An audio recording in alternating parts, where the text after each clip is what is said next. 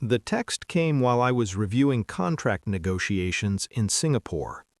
3 words, "We're home now," from my mother. I stared at the screen. The office around me hummed with fluorescent indifference. My chest tightened. Not panic, not yet, just the immediate recognition that something fundamental had shifted in my absence. I called the security company I'd hired to monitor the property. "Mr. Chen, yes, there's been activity at your residence. Multiple individuals. They provided a code, said they were family, moving in temporarily. We assumed you'd authorized." I hung up, pulled up the security feed on my laptop, watched my mother direct movers like a general commanding troops, my sister laughing, her children running through my living room, boxes stacked in my hallway, their furniture replacing mine. They weren't visiting, they were claiming. I didn't call them, not yet. I watched for 17 minutes as they unpacked their lives into mine. Then I booked the earliest flight home. The call came when I landed in LAX. "Sweetheart, I left you a voicemail," Mom said, her voice bright with manufactured innocence. "Didn't you get it? We decided it made sense for us all to be together. The beach house is family property after all. Your father would have wanted—" "Stop." Silence. "Your father left that house to me, in his will, only me." "Well, technically it was bought with family money, and since your sister's going through her divorce and the kids need stability and I'm getting older—" She continued talking. I stopped listening. Family property. The words sat in my stomach like poison. I'd worked 80-hour weeks for a decade, bought that house with my own money, my own sweat. My father's inheritance was separate, modest, divided equally. The house was mine, titled in my name, purchased 3 years after he died. But facts didn't matter to them. They'd decided, and they'd assumed I'd accept it. I didn't go to the house that night. I went to my attorney instead. "They have no legal claim," Richard said, reviewing the deed. "None. You can have them removed immediately." "Not yet." He looked at me over his glasses. "I want to know what they've planned," I said quietly. "I want to see how deep this goes." I checked into a hotel, opened my laptop, accessed the security system they didn't know I'd upgraded. Cameras in every room, audio included. I listened to my mother tell my sister, "He'll come around, he always does, too soft to say no to family." Listened to my sister laugh, "And if he doesn't, what's he going to do? Throw his own mother out? His nibblings? The press would destroy him."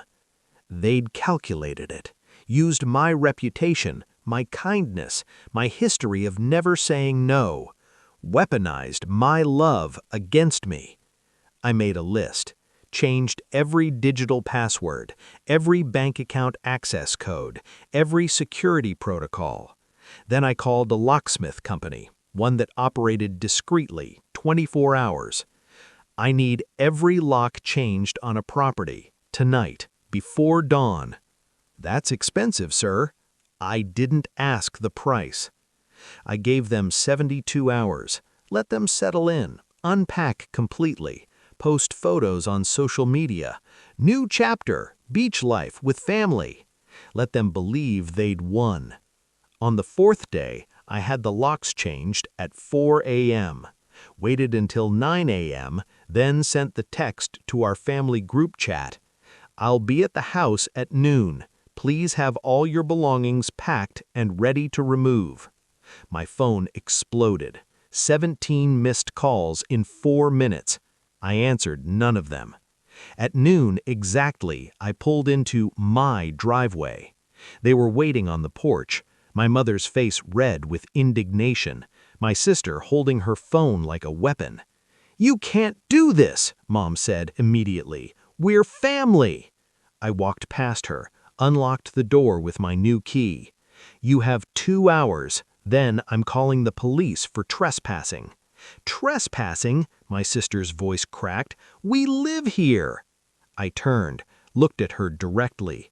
"No, you broke into my home and assumed I'd be too weak to remove you. We didn't break in, You entered without permission. You have no lease, no legal claim, no invitation." My voice was ice. "You're squatters who share my DNA." My mother stepped forward, trembling. "Your father would be ashamed." "Dad's name is on exactly 0 documents related to this property because he's dead, and this house is mine." I pulled out my phone, opened the security footage, played their conversation, their laughter, their calculation. Too soft to say no to family. My sister went pale. 2 hours, I repeated. They tried everything in those 120 minutes. Tears, anger, bargaining, my mother claiming chest pains, my sister's children crying, coached, I suspected. I sat in my car, watched the clock. At the 2-hour mark exactly, I dialed. "Police, I need to report trespassers refusing to leave my property."